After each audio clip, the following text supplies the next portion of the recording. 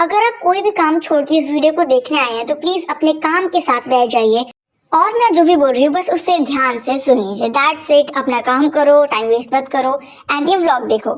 नमस्कार मित्रों, welcome to the channel. तो मैं इतने दिनों बाद फिर से एक वीडियो के साथ हाजिर हूँ एंड आज हम बात करने वाले हैं अपने इन तीनों पेपर्स के बारे में। टेंशन मतलब मैं बोर नहीं करूँगी, थोड़ा अच्छे तरीके से बोलूँगी।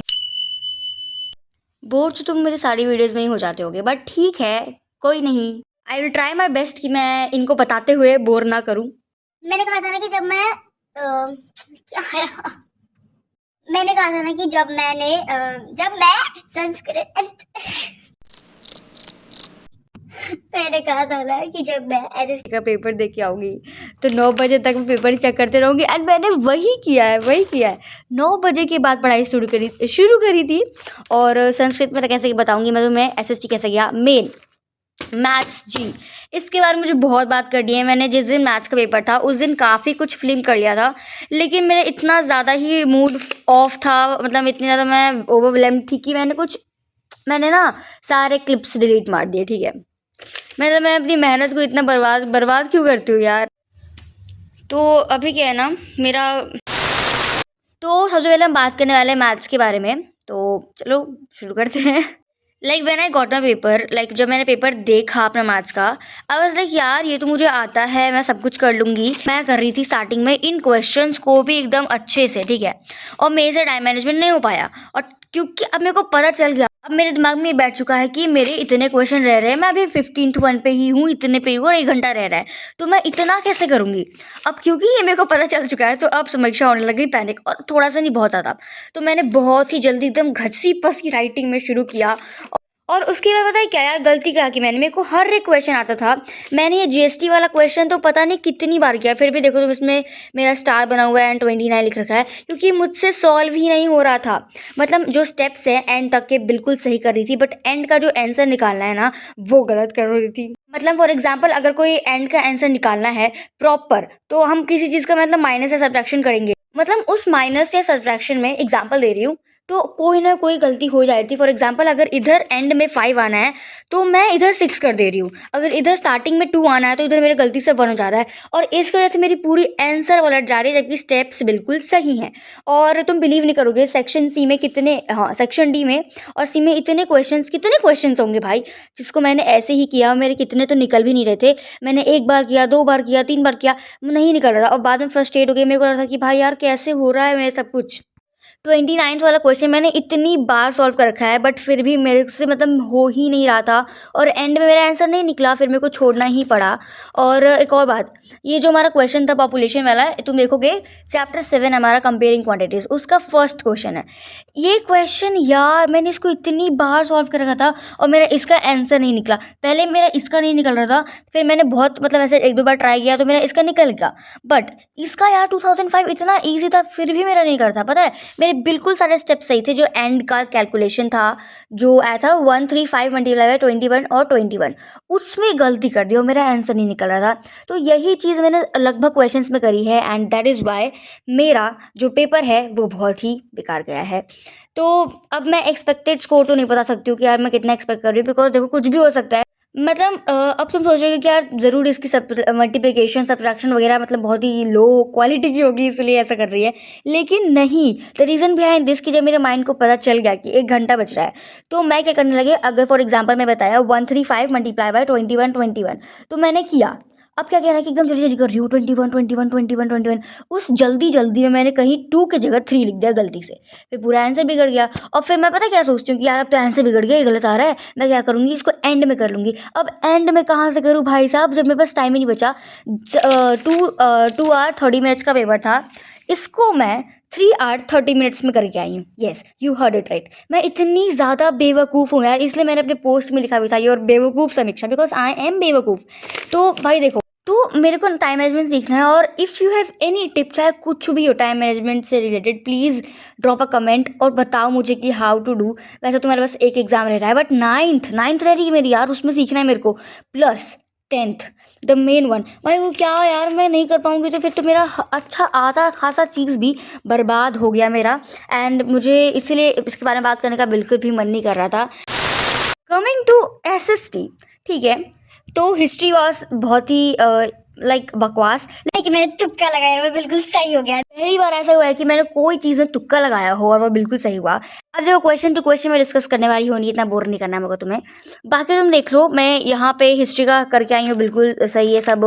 एंड क्वेश्चन आंसर्स भी सब बहुत अच्छे से करा है मैंने। सिविक्स भी वैसा ही है, एक दो मिस्टेक हुई होंगी और क्वेश्चन आंसर्स में भी थोड़ा बहुत मैंने एक क्वेश्चन बना के लिखा था। लेकिन जियोग्राफी में भाई यार मेरे को 2 नहीं आ रहे थे, मैं इतना पैनिक हो गई थी कि मैं क्या बताऊँ, बट ठीक है। और इस वाले ट्रू फॉल्स में स्टार्टिंग में 2 गलत कर दिए मैंने, इससे मेरे 1 मार्क्स जा रहे हैं। और ओवरऑल अब हम बात करते हैं हमारा डेडलाइन। तुम देख रहे हो वैसे, ये मेरे पूरे पेपर को बर्बाद कर गया, ये भी बर्बाद ही गया है, ठीक है। 70+ आ जाएंगे बट 6 नंबर उड़ ही चुके हैं। एंड के मोमेंट पे मेरे 2 चैप्टर्स रह रहे थे और आधा घंटे पहले मैंने मुश्किल से जैसे तैसे रीड करके कंप्लीट किया हूँ 2 चैप्टर्स को। अब तुम मुझसे क्या एक्सपेक्ट कर सकते हो कि आधे घंटे में 2 चैप्टर भी करूँ, मैप भी करूँ, इम्पॉसिबल। और 6 मैथ्स थे, ठीक है। और मैम ने मैप करवाए भी नहीं थे, बस वो बुक में थे, उन्होंने हमें बता दिया था कि कर लेना। तो मैं एकदम मस्त जियोग्राफी का मैप करके गई और हिस्ट्री का आ गया। तो क्या हुआ कि मैंने ना मैंने मैप को ऊपर ऊपर से देख लिया था हिस्ट्री का। अब मेरे को बस एक ही चीज़ याद थी, दिल्ली की, यहाँ इधर दिल्ली आता है, बाकी का मुझे कुछ याद नहीं था और मैं नहीं करके आई। बस अगर मैम, यही बात है देखो, भगवान भरोसे। तो अगर मैम को मेरे ऊपर थोड़ा सा दया आ जाएगा तो वो शायद मुझे 2 मार्क्स तो दे ही दे इस चीज़ में, क्योंकि यार मैं दिल्ली तो लिख के आई हूँ ना, है ना, वो मेन हमारा स्टेट है, ठीक है, मैं लिख के आई हूँ और मैंने इधर अपना ना खुद से ही 2 मार्क्स लगा दिए हैं। मैम अगर आप मेरी व्लॉग देख रहे हो तो प्लीज़ मेरे पे दया करके 2 मार्क्स दे देना। वैसे मैम को पता नहीं कि मेरा चैनल है, तो जो भी है। माफ कर देना मित्रों, ये ब्लॉग थोड़ा अजीब सा है, पता नहीं कब क्या आ जाता है, बट अभी मैं संस्कृत के बारे में बात करने वाली हूँ। जिसको मैं पेपर के 1 दिन पहले ही पढ़ती हूँ। मेरे हज़ारों स्टडी व्लॉग्स, 1000 तो ही डाले मैंने, मेरे जितने भी स्टडी व्लॉग्स उसको तुमने कभी मुझे संस्कृत पढ़ते हुए देखा है? नेवर। मैं नहीं पढ़ती क्योंकि मुझे पता है कि संस्कृत में मुझे रटना है और अगर मैं रटूंगी तो मैं भूल जाऊंगी, पहले रटूंगी तो, इसलिए मैं बाद में रट लेती हूँ। कल रात के 8 या 9 बजे मैंने पढ़ाई स्टार्ट करी थी एंड जिस हिसाब से पढ़ा है तो उस हिसाब से मेरा पेपर काफ़ी ज़्यादा अच्छा गया है।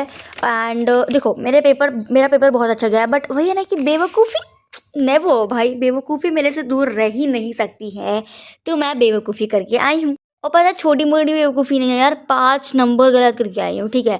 पहली बात देखो, मेरे को ये ना याद नहीं आ रहा था तो मैंने पूछा ऑब्वियसली, तो मेरे को किसी ने बताया इसका आंसर और मैंने सोचा कि यार सही बता रहा होगा, नहीं बता रहा होगा, मैं गलत लिख के आ गई।